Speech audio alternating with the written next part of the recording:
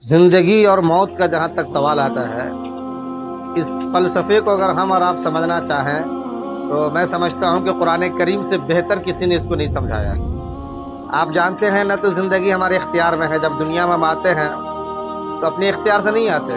اور جب ہماری موت آتی ہے، جب دنیا سے ہم رخصت ہو رہے ہوتے ہیں، وہ بھی ہمارے اختیار کی چیز نہیں۔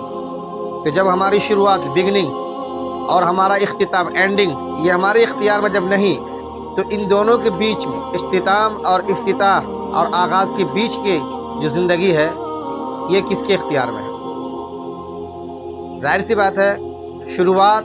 اور آخری یہ دونوں جس کے اختیار میں ہے، بیچ والا بھی اسی کے اختیار میں ہوگا۔ اور قرآن بتاتا ہے وہ یحیی و یمیت، وہی زندگی دیتا ہے کون؟ اللہ تبارک و تعالی، اور وہی موت بھی دیتا ہے۔ اور قرآن یہ بھی کہتا ہے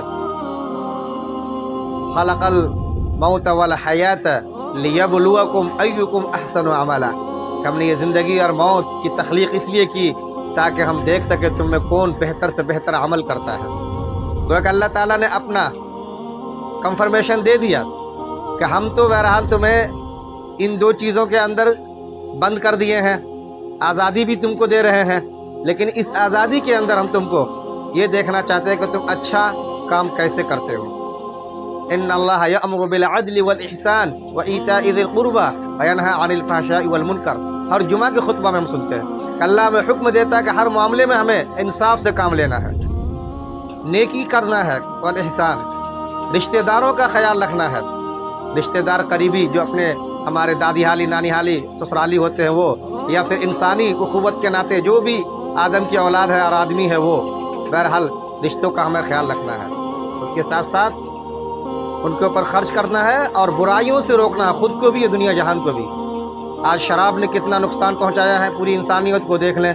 زنا نے کس قدر نقصان پہنچایا ہے وہ دیکھ لیں آپ، اسی طریقے سے سود نے کتنا نقصان پہنچایا وہ دیکھ لیں آپ۔ پوری کی پوری سوسائٹی آج تباہ ہوا پڑی ہوئی ہے۔ شراب نے جہاں پہ کڈنی فیل کیے ہیں، زنا نے جہاں پہ ایڈس جیسے الگ الگ خطرناک قسم کی بیماریاں دی ہیں، سود نے جہاں پہ بڑے بڑے ساہوکاروں کو ارب پتی اور بیچارے چھوٹے چھوٹے کسانوں کو خودکشیوں پہ لٹکایا ہے، وہیں پر آپ دیکھ لیں کہ جب ان سب چیزوں کو چھوڑ کر کے آپ عدل سے، انصاف سے کام لیتے ہیں تو کس قدر یہ آپ کو خوشحالی دیتی ہے۔ ان کو قرآن ہی نے آپ کو بتایا ہے، اس کے مطابق آپ کو لے کے چلنا ہے۔ تو یہ جب ہماری موت ہمارے اختیار میں نہیں، زندگی ہمارے اختیار میں نہیں، تو اس بیچ کا جو ہے یاد رکھیے یہ اختیار میں ضرور ہے، لیکن اس کو لے کے کیسے چلنا ہے وہ قرآن نے بتا دیا۔ وَأَن لَّيْسَ لِلْإِنسَانِ إِلَّا مَا سَعَىٰ فَأَلْهَمَهَا فُجُورَهَا وَتَقْوَاهَا، راستے ہم نے سب کھول کے دکھا دیے، یہ کہ برائی کا راستہ ہے، یہ اچھائی کا راستہ ہے، اب تم جو کرو گے وہی تم پاؤ گے۔ صاف صاف قرآن کریم دو ٹوک بتا دیتا ہے وَمَا خَلَقْتُ الْجِنَّ وَالْإِنسَ إِلَّا لِيَعْبُدُونِ، ہم نے تمہیں پیدا کیا اپنی عبادت کے لیے۔ ہماری عبادت یہ ہے کہ جہاں پہ ہم تمہیں جیسے جیسے کہتے جائیں ویسے ویسے تمہیں کرنا ہے، تمہیں خود کے لیے، انسانیت کے لیے، سوسائٹی کے لیے، اس دنیا جہان کے لیے بہرحال نفع بخش بن کر کے رہنا ہے، اور ہماری اس بنائی ہوئی کائنات کو صحیح طریقے سے ڈیل کرنا ہے، یہ تمہاری اولین ذمہ داری بنتی ہے۔ یہ سارے کے سارے عبادت کے وسیع مفہوم میں جا کے دیکھیں گے تو سمجھ میں آئے گا یہ۔ تو یاد رہے، جیسے موت ہمارے اختیار میں نہیں، زندگی ہمارے اختیار میں نہیں، ان دونوں کے بیچ کا جو حصہ ہے یہ بھی یاد رہے پورے طور سے ہم یہ سمجھے کہ جیسا کرے کوئی پوچھنے والا نہیں، اسلام یہ نہیں کہتا، یہ بھی ہمارے اختیار میں نہیں ہے۔ ہاں، ہمیں شعور دیا گیا ہے، قدرت دی گئی ہے، طاقت دی گئی ہے، آپشن دیا گیا کام کرنے کے لیے،